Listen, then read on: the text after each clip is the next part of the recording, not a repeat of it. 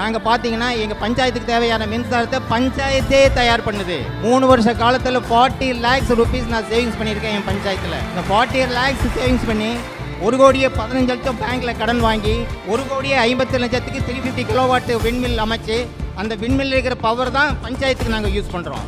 இபியை depend பண்ணி நாங்கள் இருக்கல. எங்களுடைய ஓன் எலக்ட்ரிசிட்டியை வந்து எங்கள் பஞ்சாயத்தில் ரன் பண்ணுது.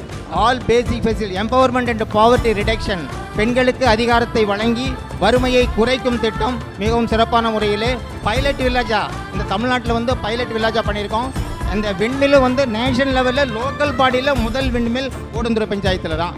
அதுக்கு எனக்கு பார்த்தீங்கன்னா நிறைய எனக்கு முன்னாள் ஜனாதிபதி அப்துல் கலாம் அவர்களே எனக்கு வந்து அவார்டு கொடுத்துருக்காங்க. இந்த முன்னாள் மாண்புமிகு கலைஞர் அவர்களும் எனக்கு உத்தமர் காந்தி அப்படிங்கிற அவார்டு கொடுத்தாங்க. புரட்சித் தலைவர் அம்மா அவர்களும் எனக்கு வந்து முன்னோடி கிராமம் என்று சொல்லி கொடுத்தாங்க. இப்போ எனக்கு உலக வங்கியை எனக்கு பாராட்டு கொடுத்துருக்காங்க. ஜப்பான் யூனிவர்சிட்டி கொடுத்துருக்காங்க. ஃப்ரான்ஸ்லேருந்து எனக்கு கொடுத்துருக்காங்க. அதுக்கடுத்து பார்த்தீங்கன்னா இப்போ ஜூலை மாதம் வந்து கனடாவில் டொரண்டோ யூனிவர்சிட்டியில் ஸ்மார்ட் வில்லேஜ் அப்படிங்கிறத வந்து ப்ரெசன்டேஷன் பண்ணுன்னு சொல்லி எனக்கு அழைப்பு வந்திருக்கு. அது வந்து கிராமங்கள் வளர்ச்சி அடைந்தால் மட்டுமே இந்த நாடு வளர்ச்சி அடையும். அதை விட முக்கியமாக நீங்கள் பார்த்தீங்கன்னா லஞ்சலாவண்யம் இல்லாத ஊழலற்ற நிர்வாகம். ஒரு கிராமத்தை வந்து ஜீரோ டெவலப்மெண்ட்டே இல்லாத ஒரு கிராமத்தில் லஞ்சலாவண்யம் இல்லாத ஊழலற்ற நிர்வாகம் இருந்தால் 10 வருஷத்துலேயே ஃபுல்ஃபில் பண்ணிடலாம். ஆல் பேசிக் ஃபெசிலிட்டிஸை நம்ம கொடுத்துடலாம்.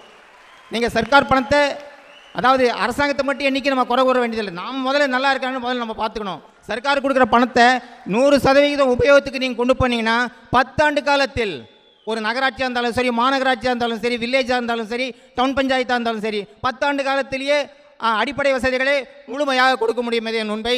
ஆகவே நீங்கள் எல்லாருமே நான் கேட்டுக்கொள்வது என்னவென்றால், வருகிற காலங்கட்டிலே ஒரு நல்ல இளைஞர் பெருமக்களாகிய நீங்கள் அனைவருமே ஒரு நல்ல நிர்வாகிகளாக ஆகப்பட வேண்டும். லஞ்சலாவண்யம் இல்லாத ஊழலற்ற நிர்வாகத்தை நடத்தக்கூடிய ஒரு பொறுப்பை நீங்கள் இளைஞர் பெருமக்கள் எல்லாம் நீங்கள் கொண்டு வர வேண்டும்.